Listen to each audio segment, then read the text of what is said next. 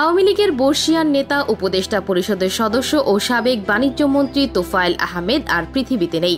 সম্প্রতি এমনই গুঞ্জন হঠাৎ করেই রাজনৈতিক অঙ্গনে ছড়িয়ে পড়ে, যদিও প্রায় সাথে সাথেই একে গুজব বলে পোস্ট করেন ভোলা জেলা ছাত্রলীগের সাবেক সভাপতি। বলা হচ্ছে তিনি বেঁচে আছেন এবং আজকাল দিনরাত ঘুমিয়েই পার করছেন। 2021 সালের মাঝামাঝি সময় থেকে অসুস্থ তোফায়েল আহমেদ। স্ট্রোক করার কারণে 1 বছরেরও বেশি সময় ধরে অসুস্থতায় ভুগছেন তিনি। তবে এখন তার শারীরিক অবস্থা এমনই যে চলমান কোনো কিছুই বোঝার মতো পরিস্থিতিতে তিনি নেই।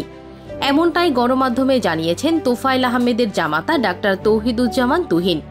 তিনি আরও জানিয়েছেন, শারীরিক এবং মানসিকভাবে দুর্বল সাবেক এই বাণিজ্যমন্ত্রী এখন দিনরাত ঘুমিয়ে কাটিয়ে দিচ্ছেন। তিনি কখন কোন সময় পার হচ্ছে সেই ব্যবধানও এখন আর বুঝতে পারেন না। ডাক্তার তৌহিদুজ্জামান তুহিন ও তার স্ত্রী ডাক্তার তসলিমা আহমেদ জামান মুন্নি বাংলাদেশের এই অতিচেনা মানুষটির সার্বক্ষণিক দেখভাল করেন। দিনরাতের অধিকাংশ সময় কাটে তার বনানীর বাড়িতে। তোফায়েল আহমেদের পরিবারে একাধিক সদস্য জানান, এখন তিনি কোনো কিছু বোঝার মতো অবস্থায় নেই।